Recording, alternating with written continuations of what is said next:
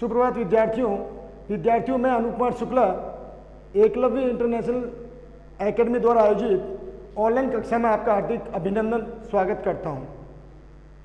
विद्यार्थियों, पिछली वीडियो में मैंने आपको बालगुण भगत मतलब चैप्टर नंबर 10 बालगुण भगत रामवृक्ष बेनीपुर द्वारा रचित बालगुण भगत की कुछ बातों के बारे में बताया है, जो आषाढ़ की रिमझिम से लेकर के माघ तक की दांत किटकिटाने वाली सर्दी की जो क्रिया है, दिनचर्या हैं, बालगुण भगत की जो दिनचर्या हैं, उनकी शारीरिक विशेषताएं, उनकी चारित्रिक विशेषताएं, उनके बारे में मैंने बताया।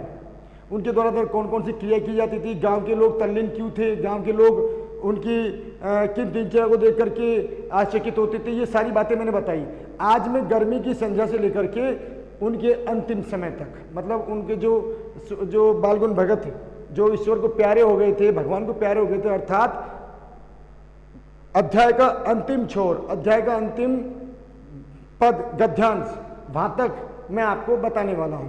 बच्चों, जैसे प्रश्नों मैंने ये जो जितने प्रश्न लिखे हैं वो पाठ के बीच में से पूछे गए हैं। मतलब पहले मैंने जो प्रश्न लिखा है तो वो शुरू के कुछ पद्यांशों गद्यांशों के थे। अब अंतिम 2-3 अध्यांशों के जो बचे हुए गद्यांश उनमें से मैंने ये प्रश्न लिए हैं। बच्चों आगे देखो, यहाँ पर गर्मियों में भगत की संज्ञा कितनी उमस भरी शाम को न शीतल करती, प्रदत्त पंक्ति को सार्थक कीजिए। ये प्रश्न का उत्तर बताने से पहले मैं आपको पाठ का जो सारांश है, जो पाठ का जो सारांश है वो बताना जा रहा हूँ, जो एक्सप्लेनेशन है वो करने जा रहा हूँ। तो देखो, गर्मी की संज्ञा की बात होती है तो यहाँ पर सीधे तौर पर आती है उमस भरी शाम। क्योंकि गर्मी में शाम जो होती है वो उमस भरी होती है। कैसी होती है? उमस भरी होती है। उस समय क्या होता है, गर्मी बेचैन, मतलब मनुष्य जो है बेचैन होता है और गर्मी से तरसता है। गर्मी से जो है उसके तन बदन में क्या है, एक मतलब उसका मन नहीं लगता, उसका बहुत ज़्यादा क्या होता है, जो शरीर है तपने लगता है और उसे बेचैनी होने लगती है। तो लेकिन उस समय बालगुण भगत जो है उनका संगीत जो है इतनी उमस भरी शाम को भी, सांझ को भी शीतल कर रही है।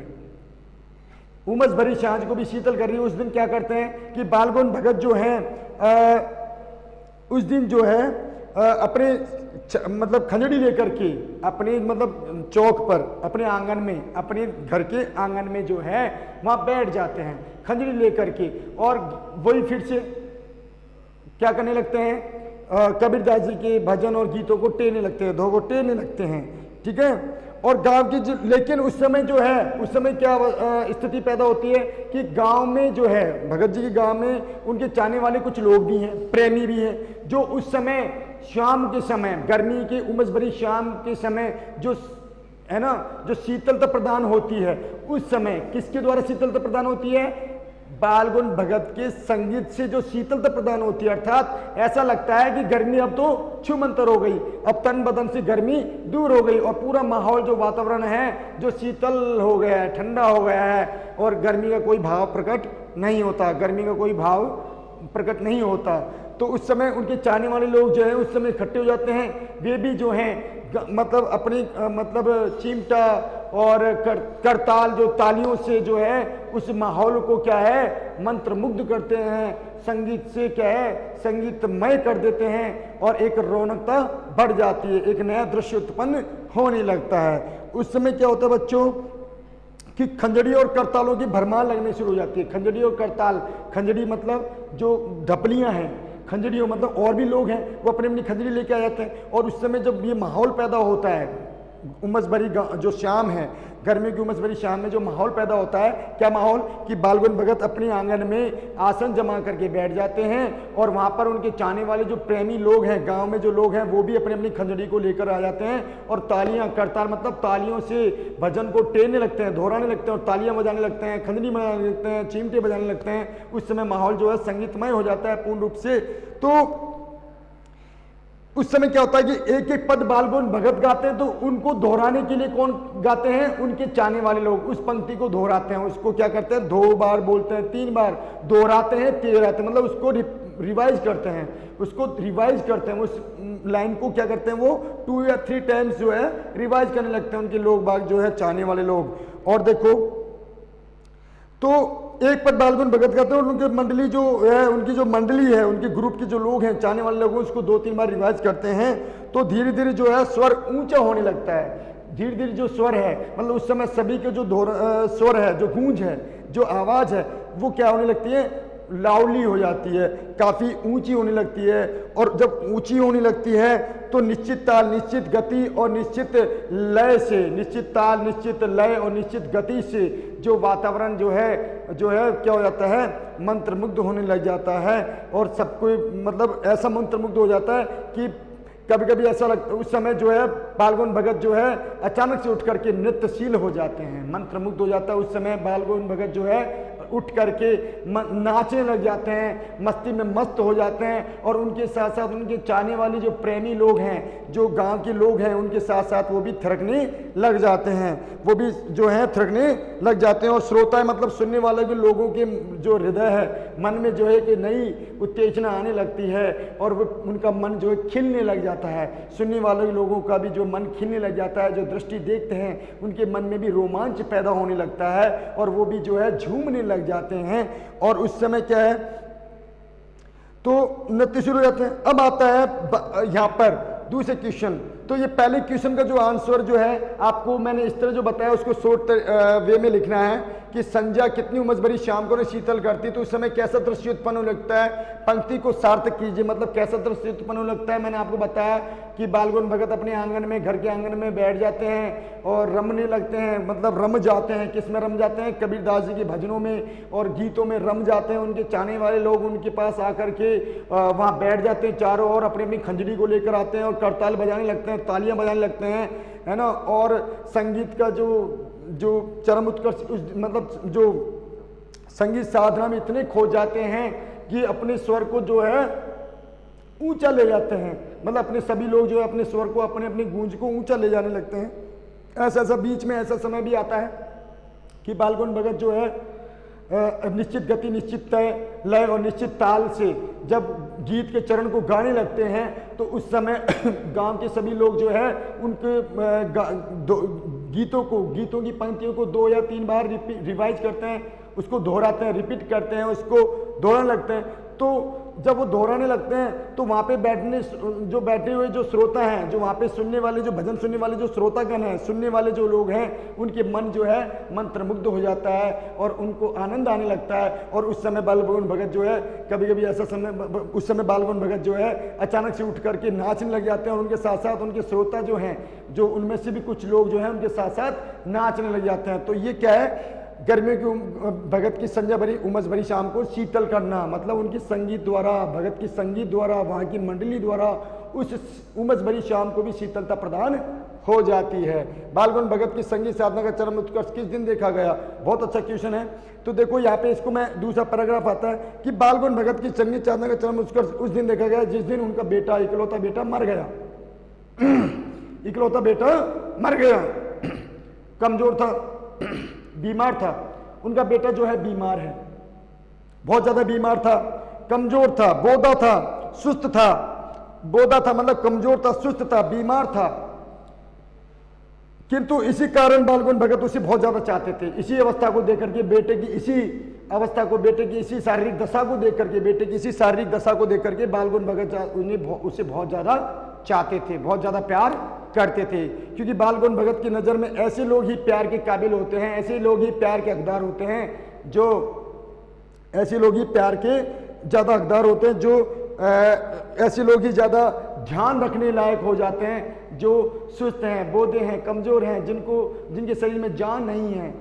किसके अनुसार, बालगौन भगत के लिए कौन से लोग, जो लोग कमज़ोर हैं, दुर्बल हैं, बीमार हैं, रुग्ण अवस्था में हैं और उनके शरीर में जान नहीं है। तो बालगौन भगत इकलौता बेटा था, बहुत प्यार करते थे उससे। वो कौन करते थे, बालगौन भगत। लेकिन अचानक से विधाता ने जो है उसकी अपनी शरण में ले लिया। बालगौन से वो एक सहारा था वो भी छीन लिया, जो सहारा था वो भी क्या हो गया, विधाता ने छीन लिया। लेकिन इसमें बालगौन भगत को जरा भी क्या है, दुख नहीं हुआ। देखो हर माँ बाप को दुख होता है, लेकिन बालगौन को जरा, क्योंकि वो कमजोर था, मंद बुद्धि से था और मंद बुद्धि वाला हो गया था, बहुत पतला दुबला हो गया था, रुग्ण हो गया था, उसकी बीमारी का कोई इलाज नहीं हो पा रहा था। इस चक्कर में बालगौन भगत जो है इतनी उन्होंने शौक नहीं मनाया।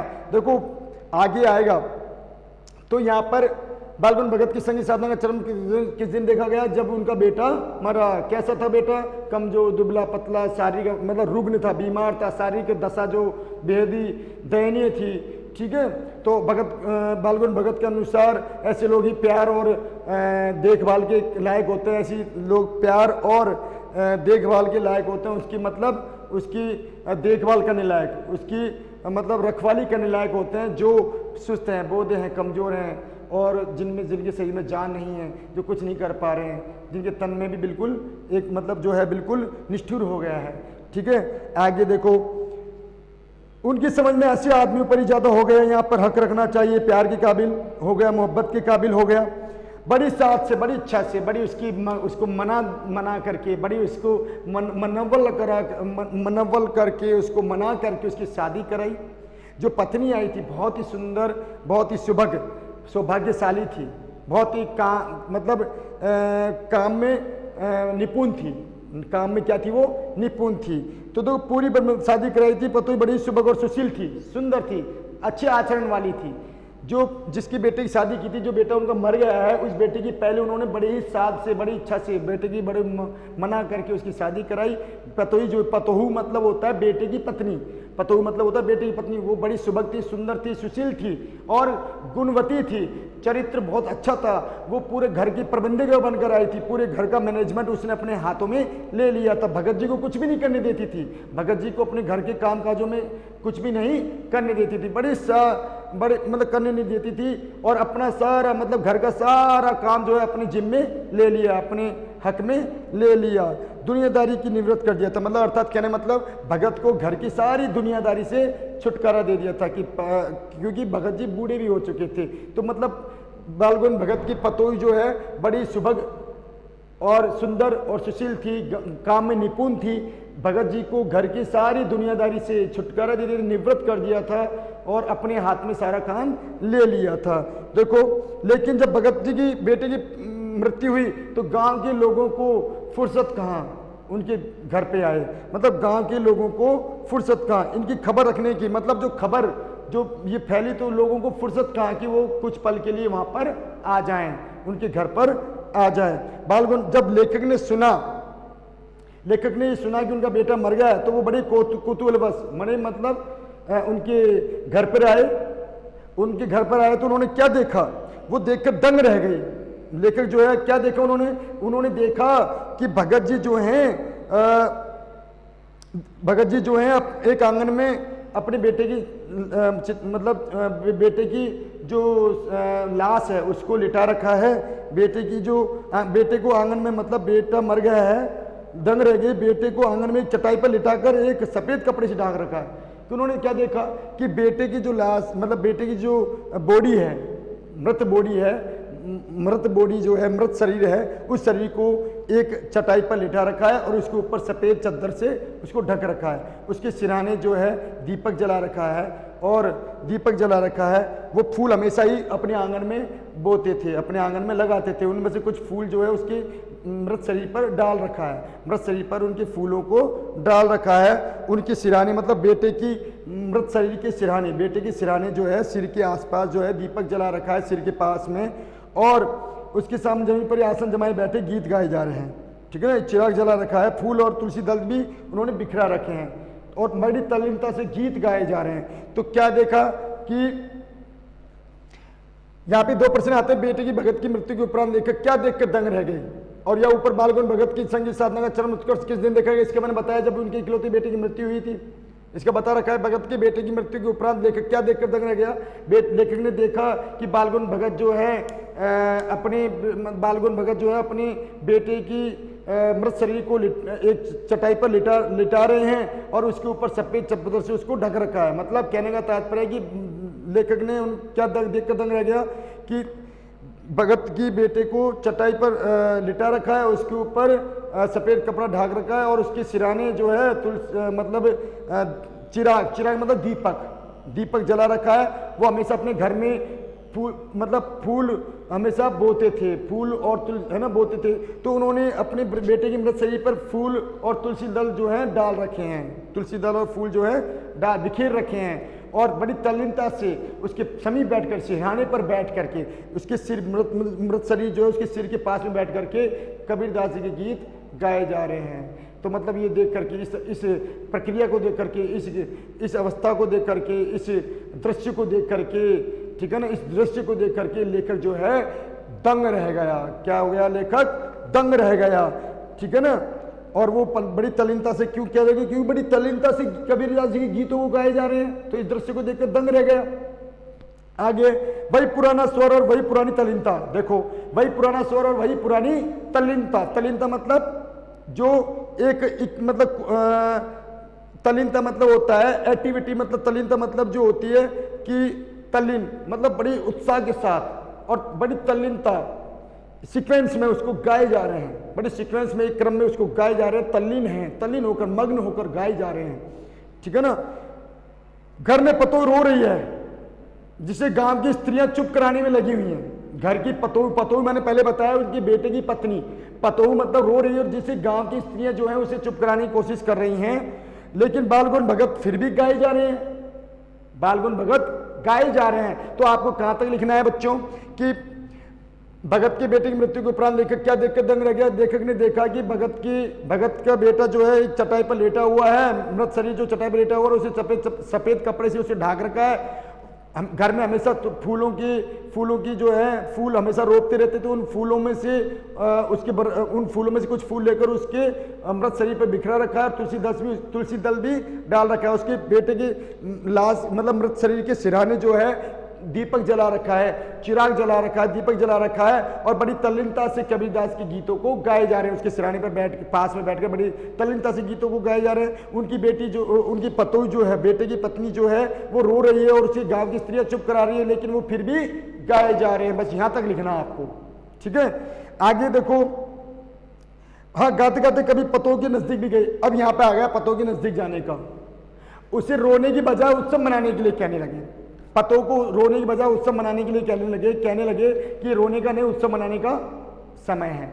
पतोह से क्या कहने लगे कि बेटे ये रोने का नहीं, उत्सव मनाने का समय है।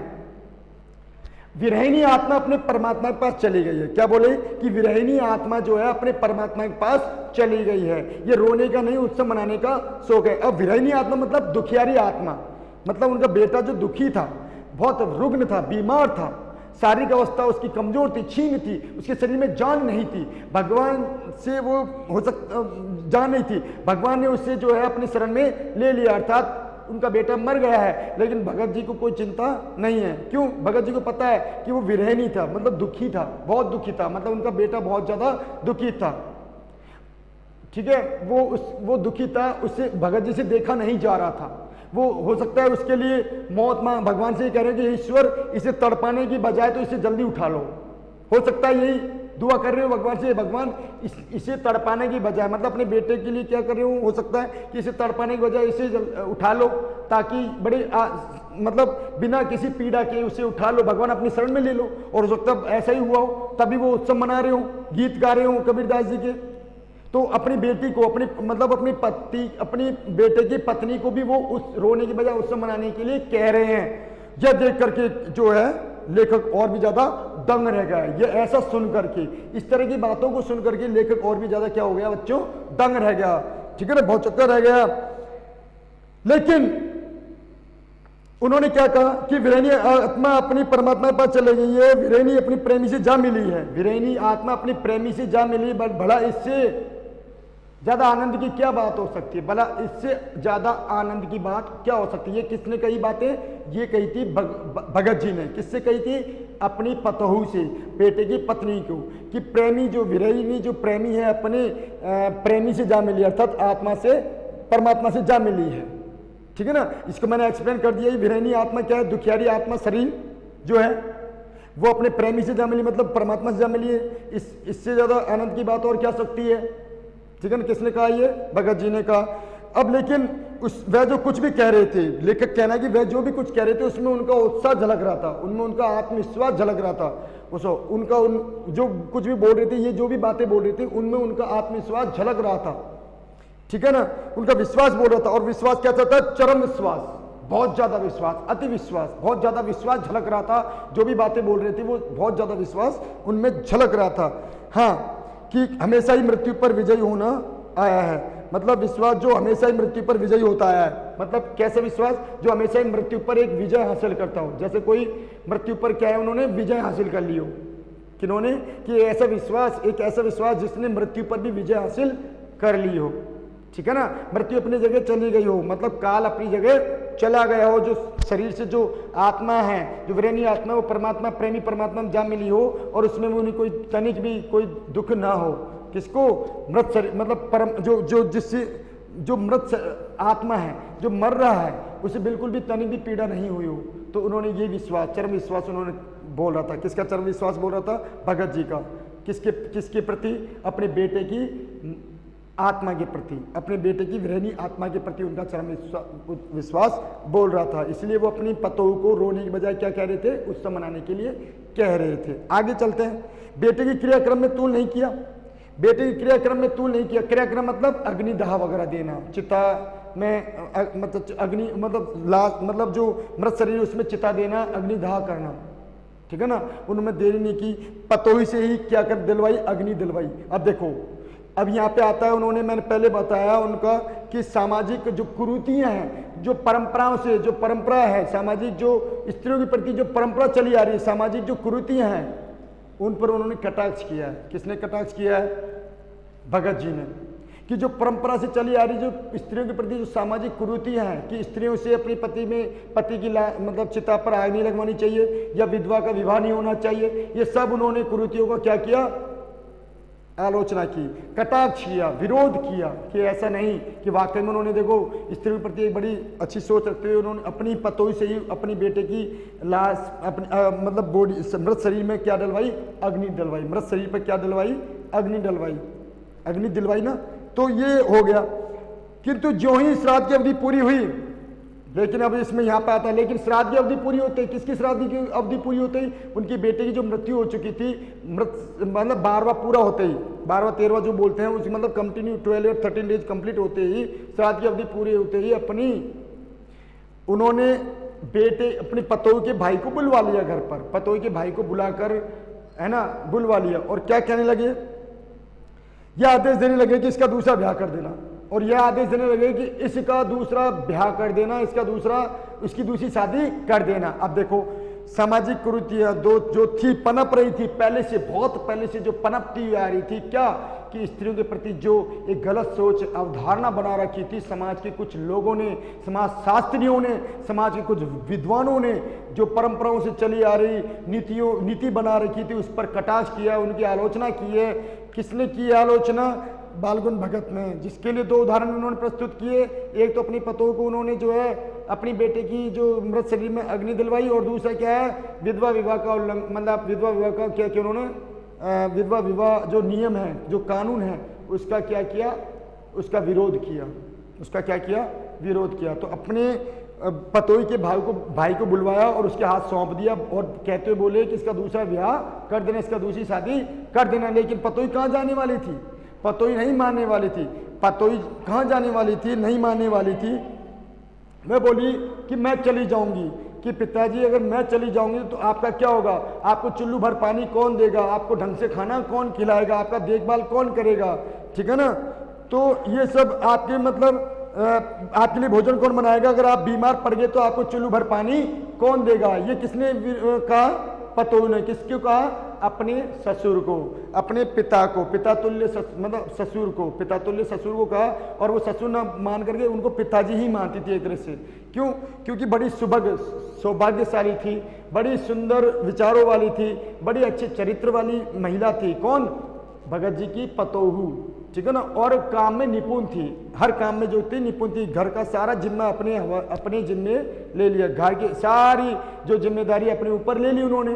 किसने ली थी? पतोह ने। तो कितनी बढ़िया चरित्र थे उसके। तो उसने कहा कि पिताजी अगर मैं चली जाऊंगी तो आपका क्या होगा? आपको भोजन कौन बनाकर खिलाएगा, आप बीमार पड़ जाओगे तो आपको चुल्लू भर पानी कौन देगा, आपका ध्यान कौन रखेगा, ठीक है ना। ये सारी बातें किसने कही, पतोह ने कही।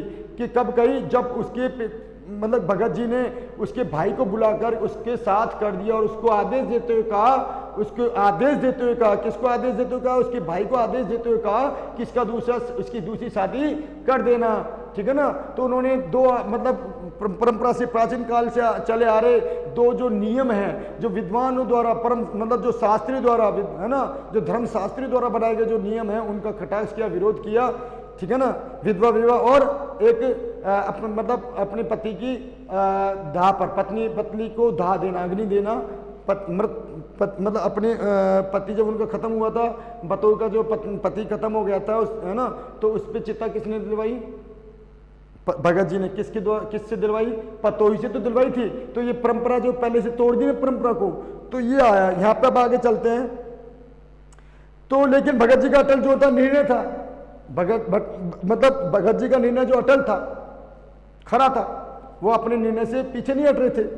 उन्होंने उसको वहां भेज दिया, अपने भाई के साथ भेज दिया। आखिर दलील दी, इस दलील के आगे बेचर गए। तो क्या दलील दी, अगर तुम नहीं जाओगी तो मैं ही घर छोड़कर चला जाऊंगा। अपने पतों क्या बोले, क्या दलील दी, आखिरी लास्ट जो वार्निंग क्या दी कि बेटा अगर तुम नहीं जाओगी तो मैं खुद ही इस घर को छोड़कर चला जाऊंगा। ये आखिरी दलील गई। तो इस बिचारी की उस दलील के आगे क्या चलती, उस बिचारी की भगत के दलील के आगे और क्या चलती, चल दी वो चुपचाप। अंतिम और लास्ट पैराग्राफ जो है, लास्ट पैराग्राफ में उसमें बहुत अच्छा दे रखा है। अब आता है यहाँ पर गंगा स्नान की बारी, भगत जी द्वारा गंगा स्नान करने की बारी आती है। तो क्या हुआ, बालगुण भगत की मौत भी उनके अनुरूप हुई, उनके इच्छानुसार हुई। बालगुण भगत जैसा चाहते थे वैसे ही उनकी मृत्यु हुई। कैसे हुई, अब ये जानना जरूरी है। तो देखो, वह हर वर्ष गंगा स्नान करने जाते, स्नान पर इतनी आस्था नहीं रखते थे। गंगा स्नान करने जाते थे लेकिन स्नान करने में इतनी आस्था नहीं रखते थे, मतलब डुबकी लगाने में इतनी आस्था नहीं रखते थे। केवल गंगा घाट जाते थे और 90 किलोमीटर आस्था नहीं रखते। जितना संत समागम और लोक दर्शन पर, संत समागम मतलब संतों का साथ, जो संत लोग जब चलते हैं भजन गाते हुए, जो संत लोग चलते हैं उनका साथ पाना उनको अच्छा लगता था। वे हर साल जो है गंगा स्नान को जाते थे, लेकिन गंगा स्नान में इतना विश्वास नहीं करते थे। वो सबसे ज्यादा विश्वास करते थे संत समागम और लोक जो है समागम मतलब लोक दर्शन पर। लोक दर्शन मतलब मंदिरों के भगवान के दर्शन, मंदिरों घाट घाट के दर्शन, धाम जितने भी मंदिर हैं धाम है उनके दर्शन करना। गंगा स्नान करे या ना करे उनको इतना रोज सुहाता नहीं था, वो गंगा स्नान करने में विश्वास नहीं रखते थे, लेकिन लोक दर्शन और संतों के समागम में बहुत ज्यादा आस्था रखते थे। आस्था मतलब विश्वास रखते थे। क्या करते थे बच्चों कि पैदल जाते थे, करीब 30 कोस, 30 यानी 30 90 किलोमीटर पैदल जाते थे। अपने घर से 90 किलोमीटर दूर पैदल जाते थे। इतना वृद्ध शरीर हो गया था फिर भी वो पैदल जाते, बिना कुछ खाए, बिना कुछ साथ ले जाए, ना खाना साथ लेके जाते थे, ना खाकर जाते थे। रास्ते में भले ही थोड़ा बहुत पानी वानी पी लेते थे लेकिन खाना नहीं खाते थे। घर से पैदल जाते थे। 90 किलोमीटर दूर गंगा जी थी, गंगा जी का घाट था। गंगा घाट जो क्या है उनके घर से कितने किलोमीटर थी, 30 कोस, 30 या 90 किलोमीटर, एक कोस में 3 किलोमीटर हो गया। तो बच्चों आगे ये देखो, यहाँ पे साधु को संबल लेने का क्या, वो मानते थे कि साधु को संबल लेने का क्या, साधु को संबल लेने का क्या, संबल मतलब साधु को एक मतलब अपने क्रेडिट लेने का क्या हक, साधु को श्रेय लेने का कोई हक नहीं है।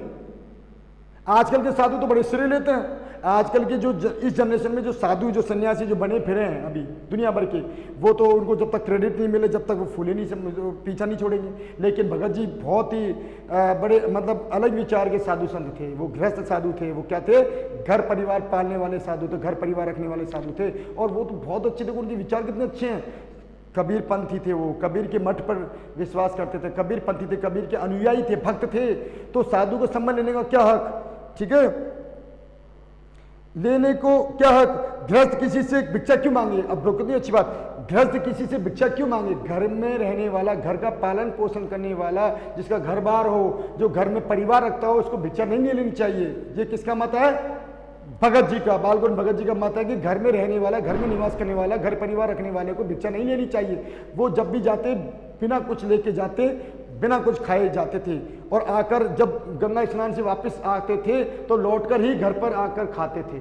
देखो 90 किलोमीटर जाना, 90 किलोमीटर आना, और रास्ते में कुछ नहीं खाना, केवल थोड़ा बहुत पानी पी लेते, लेकिन संतों का समागम नहीं छोड़ते थे। संत वगैरह मिलते थे, उनका साथ, वो हमेशा भजन टेरते चलते थे, खंजरी बजाते चलते थे, नाचते गाते जाते थे गंगा स्नान को, ठीक है ना, हर साल जाते थे बच्चों। इस बार लौटे तो तबीयत कुछ सुस्त थी, लेकिन इस बार अंतिम पड़ाव में देखो उनकी अनुरूप हुई, उनकी मृत्यु भी उनकी अनुरूप हुई। इस बार लौटे तो वो बहुत ज्यादा सुस्त हो गए थे, बीमार जब पड़ गए थे, कमजोर हो गए थे, कोई नहीं था आगे पीछे। पत्नी, उनकी जो बेटा था, इकलौता बेटा था, वो भी भगवान को प्यारा हो गया था। पतोही को उन्होंने विदा कर दिया था, आदेश दिया था, उनके आदेश के सामने पतोही की बिल्कुल भी नहीं चली, वो बेचारी चली गई अपने भाई के साथ, वो अकेले पड़ गए। अब वो कैसे अब करें, कैसे खाएं, कैसे पिए। तो मतलब अब की बार आए, जब वो आखिरी बार जब गंगा स्नान करके आए तो सुस्त हो गए, बीमार पड़ गए, बोधे हो गए थे।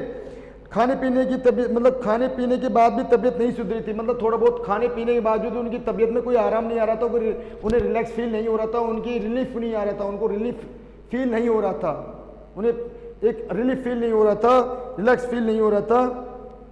बुखार बढ़ता जा रहा था, बुखार बढ़ता जा रहा था। देखो, किंतु नियम व्रत को छोड़ने वाले नहीं थे, किंतु लेकिन जो नियम व्रत है, जो इन्होंने नियम व्रत धारण कर रखे थे, उसको बिल्कुल भी छोड़ने वाले थे। नियम व्रत में बड़े पक्के थे।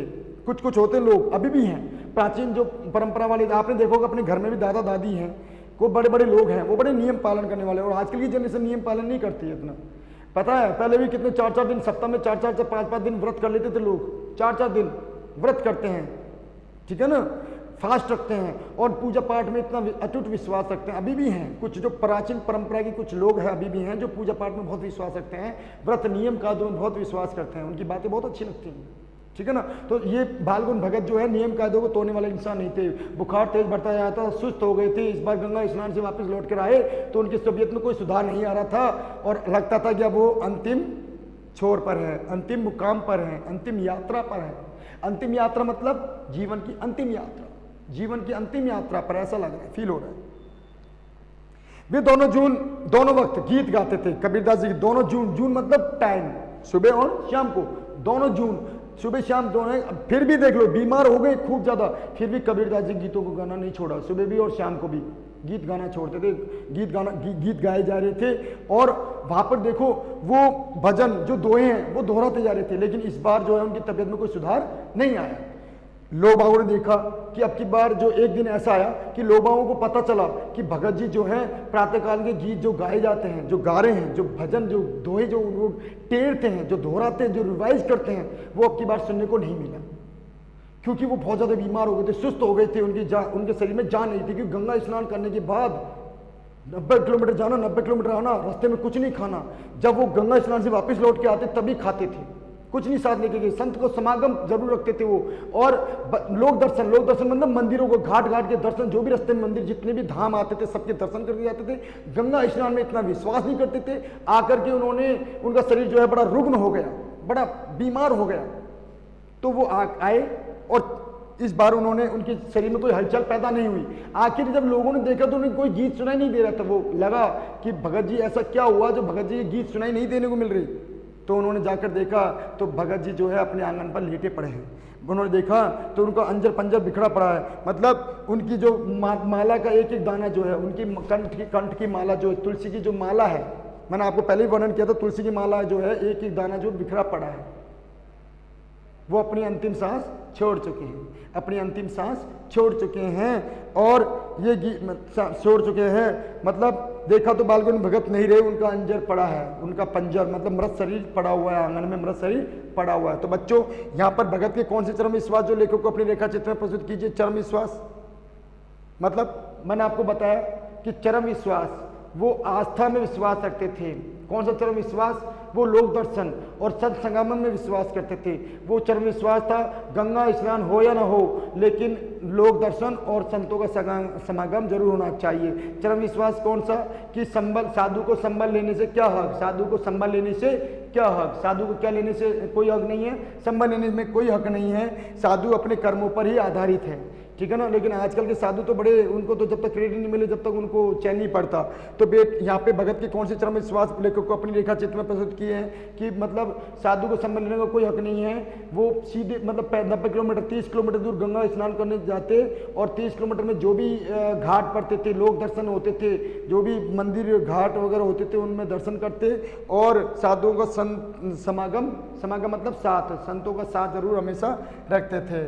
ठीक है ना। भगत के कौन से चरम विश्वास हो गया, अपनी रेखा चित्र में हो गया। बेटे की श्राद्ध की अवधि पूरी होती है, भगत ने कौन से कार्य पतों की इच्छा के विपरीत किए। ठीक है ना। तो बेटे की श्राद्ध की अवधि पूरी होती है, भगत ने कौन से कार्य पतों की इच्छा के विपरीत किए, मतलब उन्होंने कार्य पतों की इच्छा विपरीत किए। तो मतलब बेटे की श्राद्ध की अवधि पूरी होती है, भगत ने कौन से कार्य पतों की इच्छा विपरीत किए। ओ सॉरी, पतों ने, भगत नहीं यहाँ पे हो गया, कौन से कार्य पतों की इच्छा के विपरीत किए। ठीक है ना। तो बेटे की श्राद्ध की अवधि पूरी होते ही भगत जी ने कौन से कार्य पतोई की इच्छा के विपरीत किए। पतोई जब की इच्छा विपरीत, कि पतोई जो है उनकी कह रही थी कि पिताजी अगर मैं चली जाऊंगी तो आपका क्या होगा, आपको खाना बनाकर कौन देगा, आपका ध्यान कौन रखेगा, आप बीमार हो जाओगे तो आपको दवाई पानी कौन देगा, आपको है ना। तो आपको मतलब आपको दवाई पानी कौन देगा, आपको आपको जल कौन पिलाएगा, मतलब आप बीमार हो गए तो आपको दो बूंद मतलब 2 घूंट भी जल कोई नहीं पिलाने वाला होगा, आपका ध्यान कोई नहीं रखने वाला होगा, आपका खाना बनाकर देने वाला कोई नहीं होगा। लेकिन कौन से पतों की इच्छा विपरीत उन्होंने किए। ठीक है ना। तो पतों की इच्छा क्या थी, उनके साथ रहने की, उनका ध्यान रखने की, उनकी सेवा करने की थी। लेकिन उन्होंने क्या किया, उनको आदेश देते उसके भाई के साथ कर दिया, विदा कर दिया और उसको आदेश देते कहा कि इसका दूसरा शादी कर देना। पतों ने अपने प्रति भगत के आदेश को सुनकर क्या कौन सी बातें भगत को कही, हाँ सॉरी ये वाला, पतों ने अपने प्रति भगत के आदेश को सुनकर क्या कौन सी बातें भगत को कही। ये इसका उत्तर मैंने आपको बता दिया अभी कि ये बातें कही कि आपका ध्यान कौन रखेगा, सॉरी मैंने ऊपर वाले का बता दिया। तो बेटे की श्राद्ध की अवधि पूरी होती है, भगत ने कौन से कार्य पतों की इच्छा विपरीत की। ठीक है ना।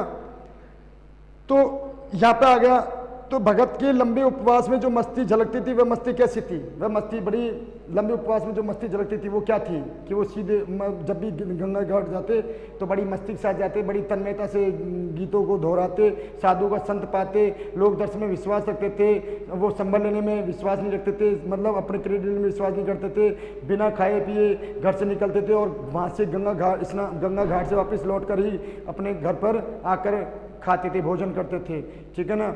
और हम मस्ती में, अपनी मस्ती में मग्न रहते थे और सीधे जो है किसी से ज़्यादा मतलब लगाव, मतलब किसी से ज़्यादा मतलब अपनी प्रशंसा नहीं करते थे, अपने बारे में कभी प्रशंसा नहीं करते थे, केवल अपने काम से काम रखते थे। ठीक है ना। ये आज के लिए इतना ही। आशा करता हूँ मेरे द्वारा बताए गए जो प्रश्नों के उत्तर हैं और जो एक्सप्लेनेशन है, जो समरी है, वो आपको समझ में आई होगी। पहले आज चैप्टर पूरा हो चुका है और अगले चैप्टर के साथ हम फिर से मिलते हैं। धन्यवाद।